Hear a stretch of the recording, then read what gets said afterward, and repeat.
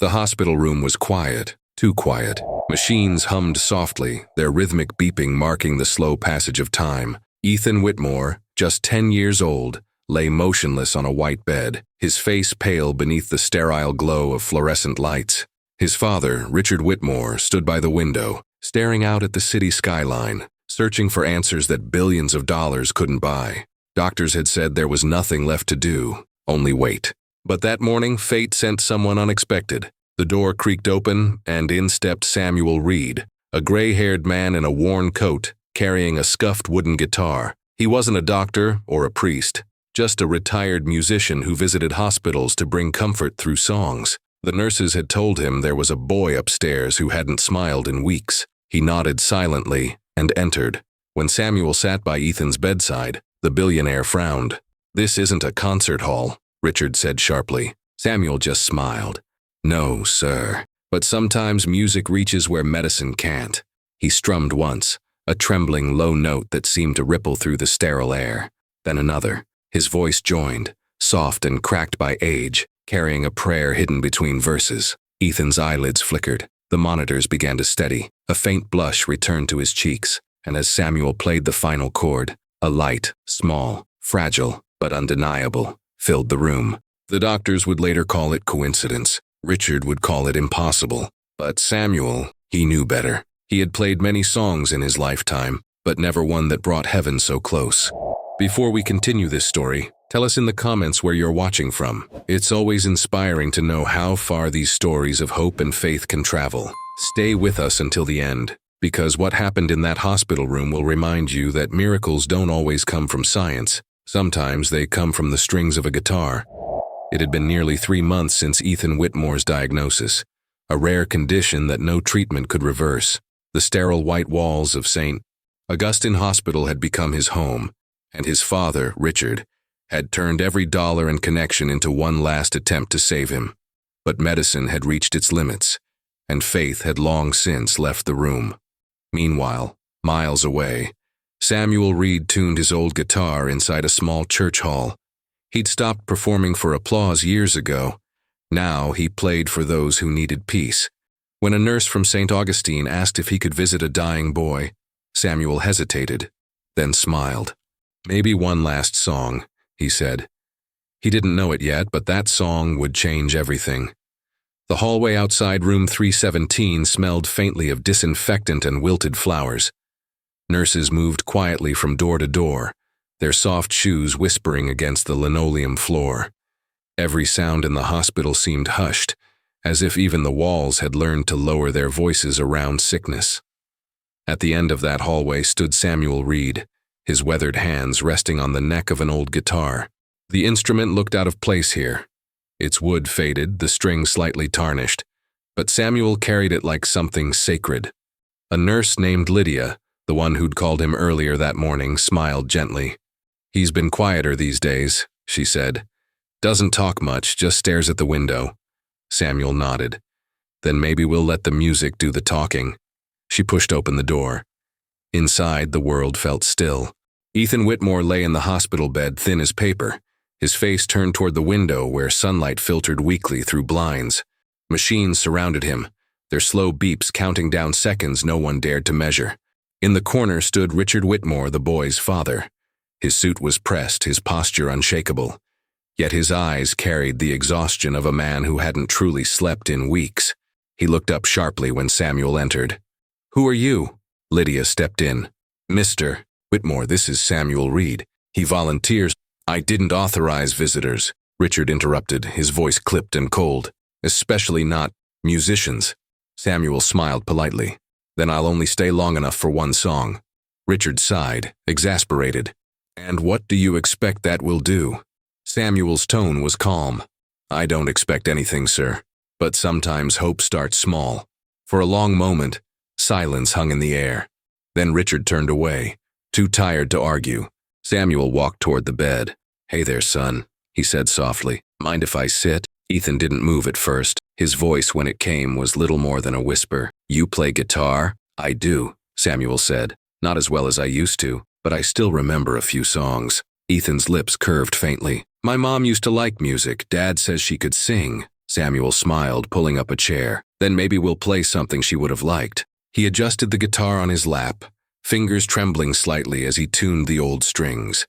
The first chord came out low and imperfect, but there was warmth in it, the kind of sound that didn't come from talent, but from truth. Ethan's eyes fluttered open. The melody drifted softly through the room, wrapping around the steady hum of machines. Samuel's voice joined, deep, cracked, carrying the weight of years. In the darkest night let mercy find its way, through weary hearts that learn to pray. Ethan blinked, his small hand twitching at his side. The nurse watched, stunned. His pulse monitor, once irregular, began to steady. Richard turned back toward the bed, disbelief shadowing his face. What's happening? Lydia whispered. He's responding. Samuel continued to play, eyes closed now, lost in the rhythm. For him, this wasn't performance. It was prayer, the kind his wife used to whisper when she believed he wasn't listening. When the final note lingered and faded, the silence that followed was different. Not heavy, but peaceful. Ethan exhaled, his lips forming a small smile. That song, it felt like sunlight. Samuel smiled back. Maybe it was. Richard swallowed hard, staring at the monitors, then at the man with the guitar. For the first time in months, he didn't feel in control. And strangely, he didn't hate it. Lydia broke the quiet. Mr. Reed, would you come again next week? Samuel looked at the boy, who now watched him with sleepy, hopeful eyes. If he'll have me. Ethan nodded weakly. Promise? Promise. As Samuel stood to leave, Richard finally spoke again. Not with anger this time, but confusion. Why do you do this? Come here? Play for strangers? Samuel paused in the doorway, his voice gentle. Because once someone played for me, when I didn't think I'd make it. The song didn't heal my body, but it healed my heart. And sometimes, that's where healing begins. He tipped his hat and left, the sound of his footsteps fading into the hallway. In the room, Richard sat beside his son and reached for his hand, something he hadn't done in weeks. Did you like his song? He asked softly. Ethan nodded, his eyelids growing heavy. It felt like Mom was here. Richard froze, emotion catching in his throat. Outside the window, the sun broke through the clouds, flooding the room in light. And somewhere down the corridor, Samuel Reed whispered a quiet prayer for the boy, not asking for a miracle, but thanking heaven for the feeling that one had already begun. And as Samuel walked out into the fading light, he didn't know that the song he'd just played would echo far beyond the walls of that hospital, and into the lives of everyone who heard it. For the first time in weeks, room 317 felt alive. The faint glow of morning sunlight poured through the blinds, landing gently across Ethan's face. He was still pale, still fragile, but there was color in his cheeks now, and a rhythm in his breathing that hadn't been there before. The doctors called it a stabilization. They couldn't explain it, but they wouldn't question it either. Richard Whitmore, however, couldn't stop questioning. He stood beside his son's bed, arms crossed, eyes on the heart monitor. The numbers blinked steadily, pulsing like quiet proof of something that made no sense. It wasn't supposed to happen. Not after all the specialists, the treatments, the money. And yet, one old man, one guitar, one song, and suddenly Ethan had opened his eyes. Richard's rational mind screamed for logic, but his heart whispered something he didn't want to hear. He turned sharply toward Dr. Karen Miller, who was reviewing Ethan's chart. There must be some explanation, he said. You told me the medication wouldn't have an effect for at least 2 more weeks. Karen hesitated. Yes, but sometimes patients surprise us. Surprise, Richard scoffed. That's your medical conclusion? She met his gaze calmly. Mr. Whitmore, what happened yesterday wasn't medical. It was human, and maybe something more. Richard looked away, jaw tight. Please, don't tell me you believe in miracles. Karen smiled faintly. I believe in what I see, and right now I see your son smiling again. Richard didn't respond. He couldn't, because the truth was, when Ethan smiled that morning, it felt like sunlight piercing through a storm. 3 days later, Samuel Reed returned to St. Augustine Hospital. His footsteps echoed softly through the hall, his guitar slung over his shoulder. He stopped at the reception desk, tipping his hat to Lydia. "How's the boy today?" She smiled. "Better. He's been asking when you'd come back." Samuel's heart warmed. Then I suppose I shouldn't keep him waiting. When he entered the room, Ethan was sitting up, weak but awake, a book resting in his lap. "Mr. Samuel," he said, voice thin but full of light. "You came back," Samuel grinned. "A promise is a promise." Ethan's eyes brightened as the musician sat beside him. "Can you play that song again?" "Of course," Samuel said, "but maybe this time you hum along." As the first gentle chords filled the room, the mood shifted. The walls, once heavy with sorrow, seemed to breathe again. Nurses paused in the doorway, drawn by the sound. Even Dr. Miller found herself stopping mid-chart, smiling faintly. Ethan hummed softly, his voice fragile but alive. The guitar's melody intertwined with the hum of the machines, music and medicine dancing together in quiet harmony. When the song ended, Samuel leaned back, chuckling softly. "You've got rhythm, son. Might make a musician out of you yet." Ethan grinned. "Dad says I should rest." "Well," Samuel said, "music is rest for the soul." Behind them, the door opened. Richard stood there, silent. He had been watching for nearly a minute, but couldn't bring himself to interrupt. Something about the way Samuel played, the ease, the sincerity, stirred a memory he had buried deep. His late wife, Sarah, used to sing. He remembered how she'd hum the same kind of songs when Ethan was just a baby. He cleared his throat. "You're here again." Samuel smiled politely. "Couldn't stay away. Seems your boy and I have good chemistry." Richard stepped closer. "I still don't understand how you did it." "Neither do I," Samuel said honestly. "I just play. The rest isn't up to me." "That's not an answer." Samuel nodded. "No, sir. It's faith." Richard's eyes hardened. "Faith doesn't cure disease." Samuel's tone stayed gentle. "Maybe not, but sometimes it heals what disease breaks." Richard opened his mouth to reply, then stopped. Ethan's laughter filled the room, soft, honest, unguarded, and suddenly, all of Richard's words fell away. That night, Richard sat in his car outside the hospital, engine off, lost in thought. He'd seen deals move markets, men rise and fall, fortunes vanish overnight. He'd learned to believe only in what he could see, measure, or buy. But now, for the first time, he felt powerless in a way that didn't terrify him. It humbled him. He leaned back in the seat, exhaling slowly. The sound of Samuel's guitar still echoed faintly in his mind, like a prayer that refused to fade. For the first time in a long time, Richard Whitmore whispered a word he hadn't used in years. "Thank you." And as the billionaire sat alone in the quiet glow of the parking lot, he realized that perhaps faith wasn't about understanding, it was about letting go. And that one old man's song had begun to teach him just that. Night fell softly over St. Augustine Hospital, and for the first time in months the corridors didn't feel haunted by despair. The quiet hum of machines was no longer the only sound. Faintly, through the vents and open doors, came the gentle strumming of a guitar. It started in room 317, of course, where Samuel Reed sat by Ethan's bedside once more. The boy had fallen asleep after dinner, but Samuel stayed, tuning his instrument under the dim yellow light. He wasn't supposed to play at this hour. Visiting hours had long passed, and most volunteers had gone home. But Samuel had never been much for rules when it came to kindness. He began softly, the same melody he'd played before, but slower, deeper, filled with something almost prayerful.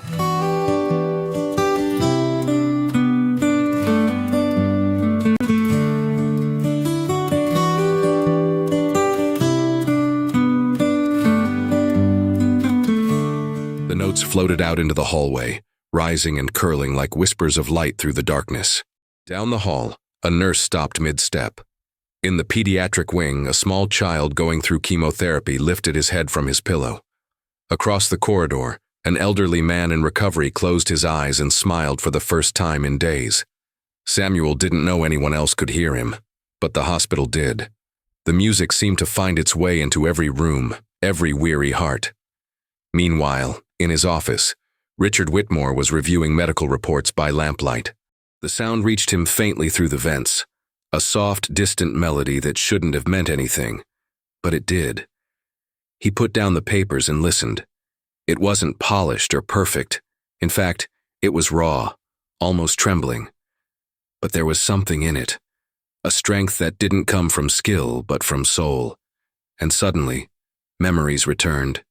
His wife Sarah, singing in the kitchen on Sunday mornings, her hands on his shoulders as she hummed a tune he'd forgotten until this moment. He leaned back, eyes glistening. The man who had spent a lifetime chasing control now sat still, surrendering, just to listen. Back in room 317, Samuel looked at Ethan, who had begun to stir. The boy's lips moved faintly, as if following the rhythm even in sleep. Samuel smiled. "That's it, son," he whispered. "Dream with it." He kept playing, each note a prayer he didn't need to speak. The nurse on night duty peeked into the room.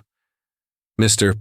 Reed," she whispered, "you're not supposed to—" But she stopped mid-sentence. Ethan's heart monitor had steadied again, its line smooth and calm. His breathing was strong. The nurse stared, speechless, as the boy's fingers twitched, like he was playing along with invisible strings. Samuel closed his eyes, the song slowing, softening, fading into a final note that lingered in the air long after the guitar fell silent. Pause for a faint echo of the last guitar chord. He looked up at the nurse and smiled gently. "Sometimes," he said, "music is the medicine we forget to prescribe." Later that night, Richard came to check on his son. The room was quiet now, no guitar, no sound except Ethan's steady breathing. Samuel was still there, sitting by the window, hat in his lap. "I heard you," Richard said softly. Samuel looked up. "Then maybe you heard him too." Richard frowned slightly. "You mean God?" Samuel nodded. "I don't have proof, sir, but I've played in 100 rooms like this, and I've seen peace show up when science ran out of words. You can call it what you like, but to me that's him." Richard looked at his son. The boy looked peaceful, almost radiant in the glow of the bedside lamp. "Do you think he'll make it?" Samuel took a long breath. "I don't know, but I think he's already healing. And sometimes that's where miracles begin." For once, Richard didn't argue. He sat down beside the old man, both of them staring at the sleeping child. The hospital was silent again. But it wasn't the silence of fear anymore. It was the kind that follows a prayer. And as the night carried Samuel's song through the hospital halls, something unseen began to stir, not in the machines or medicine, but in the hearts of those who had forgotten how to hope. Morning sunlight poured gently through the hospital blinds, scattering golden stripes across Ethan's face. The machines beside him, once constant reminders of fragility, now hummed softly, almost in rhythm with his breathing. For the first time in months, the boy didn't look like he was fading. He looked alive. Dr. Karen Miller stood frozen, staring at the numbers on the monitor. "This can't be right," she murmured. "His oxygen levels are up, his heart rate steady, even his temperature's normal." Richard Whitmore, who'd barely left his son's side, rubbed his eyes. "You said the medication wasn't working." "It shouldn't be," Karen said honestly. "Medically speaking, this doesn't make sense." Samuel, sitting quietly by the window with his guitar on his lap, looked up and smiled faintly. "Maybe it doesn't have to." Karen sighed, torn between disbelief and awe. "Whatever this is, we're witnessing something extraordinary." Richard's gaze fell to his son. Ethan's small hands, once limp, now rested calmly on his chest. His skin had color again, a soft pink glow replacing the ghostly pale from days before. Then, as if hearing his name through a dream, Ethan stirred. His eyes fluttered open, clear and bright. "Dad?" Richard froze. "Ethan?" The boy smiled weakly. "I heard the song again last night." Richard's heart skipped. "What song?" "The one Mr. Samuel plays," Ethan said. his voice barely above a whisper. But this time, I wasn't dreaming. It was real. I could feel it. Samuel met Richard's gaze. Calm, knowing but without arrogance. Richard exhaled slowly. "Doctor," he said, trying to keep his voice steady, "is there any possible explanation?" Karen hesitated. "Mr. Whitmore, I don't think medicine can explain everything that happens in this room." Word of Ethan's recovery spread quietly through the hospital. Nurses who had once prepared themselves for the worst began to linger outside his door, smiling when they heard Samuel's guitar. Each day, Samuel returned. And each day, Ethan grew stronger. One afternoon, Samuel taught him to pluck a single string. "It's not about how loud you play," he said. "It's about what you feel when you do." Ethan laughed softly. "Then I feel like my heart's singing." Richard, standing near the door, heard those words, and for the first time felt something inside him loosen. That night, Richard sat with Dr. Miller in the quiet cafeteria. The fluorescent lights buzzed faintly, and the smell of coffee clung to the air. "I used to think faith was for people who couldn't face reality," he confessed. "But now I'm wondering if I was the one running from it." Karen smiled gently. "You don't have to choose between faith and science, Richard. They're not enemies. One explains how life works. The other explains why it matters." He nodded slowly, staring into his coffee. "When I lost Sarah, I stopped believing in anything I couldn't control. But now," he trailed off, shaking his head. "Now I see my son getting better after a song and a prayer. How do you even begin to explain that?" Karen leaned back. "Maybe you don't. Maybe you just accept it." Meanwhile, on the top floor, Samuel stood by Ethan's window, watching the stars glimmer faintly above the city. He'd seen healing before, small, quiet kinds, but nothing like this. He touched the guitar gently, whispering to himself, "Thank you, Lord, for letting me see it again." He played softly, almost in a whisper.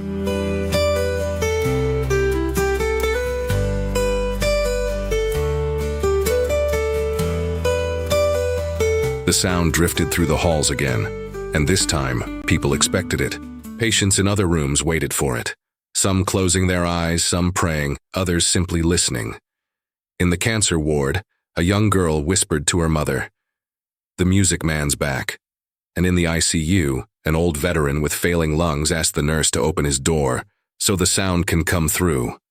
The entire hospital seemed to exhale together, united by something unseen yet deeply felt. The next morning, Richard approached Samuel outside the cafeteria. The old man was sipping coffee, his guitar case leaning against the chair. "I don't know what you're doing," Richard began. "But, thank you." Samuel smiled. "Don't thank me, I just play. The rest is up to someone bigger." Richard hesitated. "You really believe that?" "I don't just believe it," Samuel said softly. "I've seen it.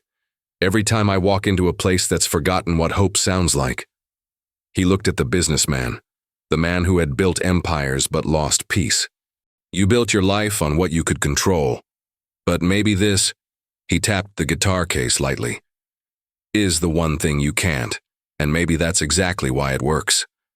Richard stood there for a long time, his throat tight.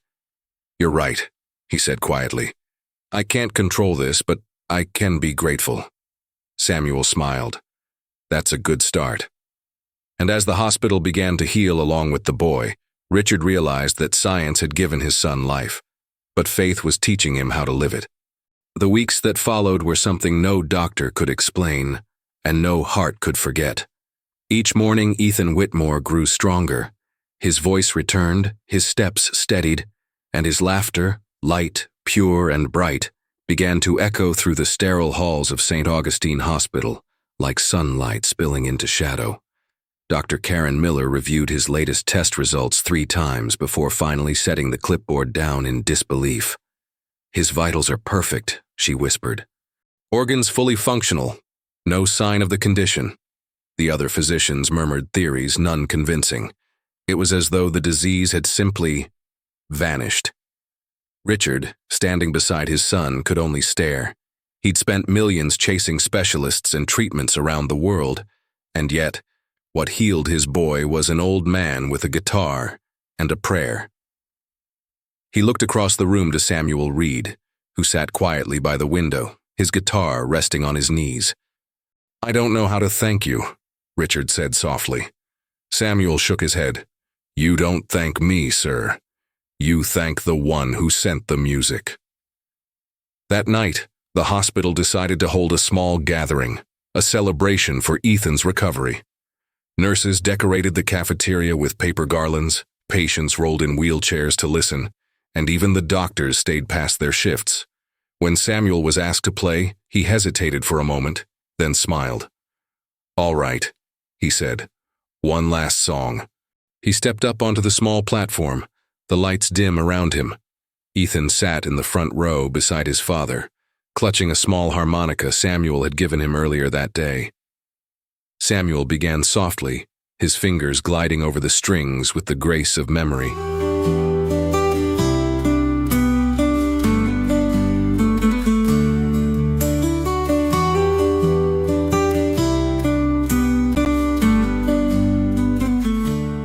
The song carried through the hall like a heartbeat, a melody that spoke of loss, love, and something eternal. And as he played, tears welled in his eyes, because this was her song, his wife's, the one he hadn't played since the day she died. For years he had carried the guilt, believing he hadn't prayed enough, hadn't believed enough to save her. He'd buried that pain under melodies, under smiles, under volunteer visits that numbed the ache. But tonight, standing in that hospital full of healed hearts, something inside him broke open. The music rose, trembling, beautiful. He whispered softly through the lyrics, words she used to hum beside him on their porch. "When the night feels endless and the road grows cold, love will find the lost and mend what time stole." Tears streamed freely down his face. His fingers faltered for a moment, but Ethan's small harmonica joined in, a soft, uncertain note that steadied him again. The boy smiled, playing shyly. Samuel nodded, their music intertwining. When the final chord rang out, the room was silent for a breath, and then filled with applause, quiet and reverent. Richard stood, his eyes glistening. He walked toward Samuel and placed a hand on his shoulder. "You didn't just save my son," he said, voice trembling. "You saved me too." Samuel smiled weakly. Maybe we all just reminded each other what grace sounds like. Later that night, after the crowd dispersed and the hospital returned to stillness, Samuel sat alone in the chapel. The faint glow from the stained glass washed his face in colors of blue and gold. He placed his guitar beside him and whispered, "You were right, love. Music does reach heaven." And for the first time in years he felt peace. Not because he had witnessed a miracle, but because he finally understood it. A miracle wasn't a cure. It was the courage to believe again. Weeks later, Ethan was discharged from the hospital. The media called it the Whitmore miracle. Scientists debated, journalists speculated, but for those who had been there, no explanation was needed. Before leaving, Richard made a promise. He funded a foundation in Samuel's name, the Reed Program for Healing Through Music, so that every hospital could have a song waiting for those who'd lost their hope. As for Samuel, he continued his visits, the same guitar, the same gentle faith, though now, his songs carried no sorrow, only gratitude. One quiet evening, months later, he visited a children's ward. The lights were low, the night peaceful. He sat in a corner chair, tuned his strings, and smiled as a nurse asked, "Mr. Reed, what will you play tonight?" Samuel looked up, his eyes soft. "Something that once brought a boy back to life."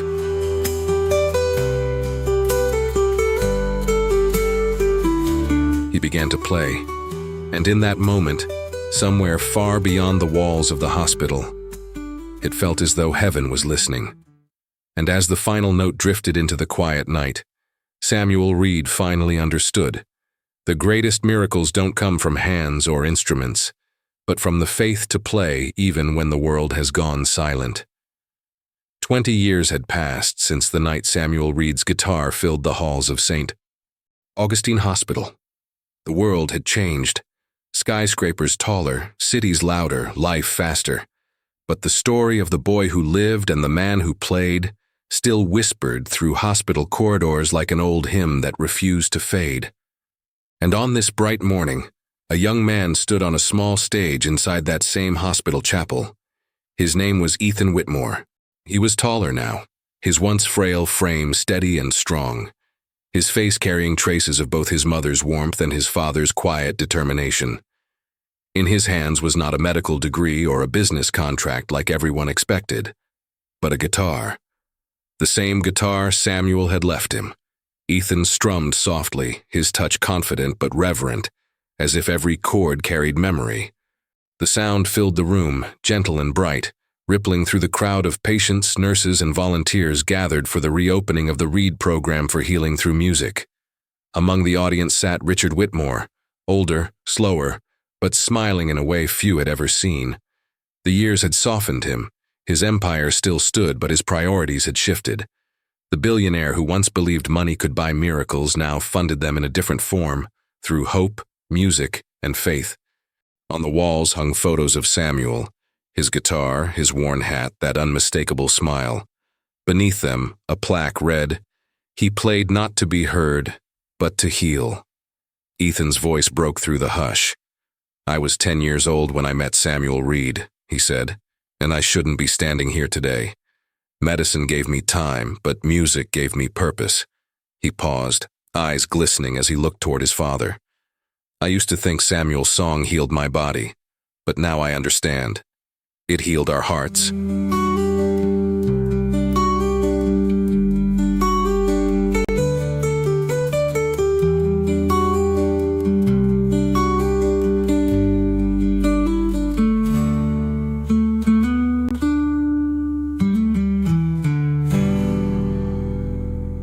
As he played, the room seemed to transform. The same golden light that once filled his hospital room now streamed through the chapel windows, washing over everyone present. A nurse wiped her tears. A patient in a wheelchair closed his eyes and smiled. The melody Samuel had written decades ago, the same one that once bridged despair and hope, now lived again. After the ceremony, Ethan sat with his father outside under the oak trees. The hospital's courtyard buzzed faintly with laughter and music from volunteers inside. Richard leaned back on the bench, exhaling softly. "You sound just like him," he said. Ethan chuckled. "I'll take that as the highest compliment." "You've done something he'd be proud of," Richard continued. "You turned a moment into a mission." Ethan looked at him. "You know, I think he'd say we all did."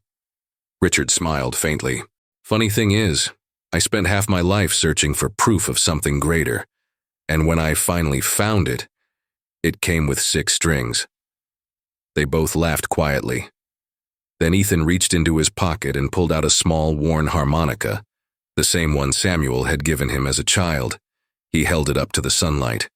"He told me once, 'Keep this with you. When the world goes quiet, play, and it'll remind you that light still listens.'" Richard's eyes softened. He was right.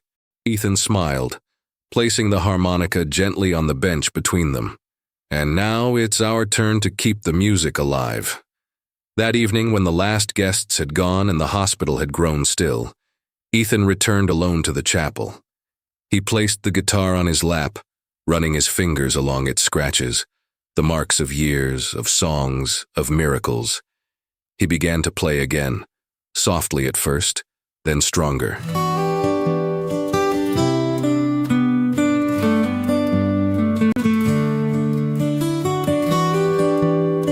The notes rose into the air, echoing through the quiet halls. Down the corridor, a child receiving treatment stopped crying. In another wing, a nurse paused, smiling faintly.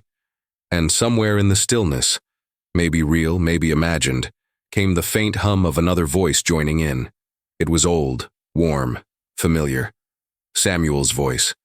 "When the night feels endless and the road grows cold, love will find the lost and mend what time stole." Ethan closed his eyes, letting the song wash through him, not just as memory, but as inheritance.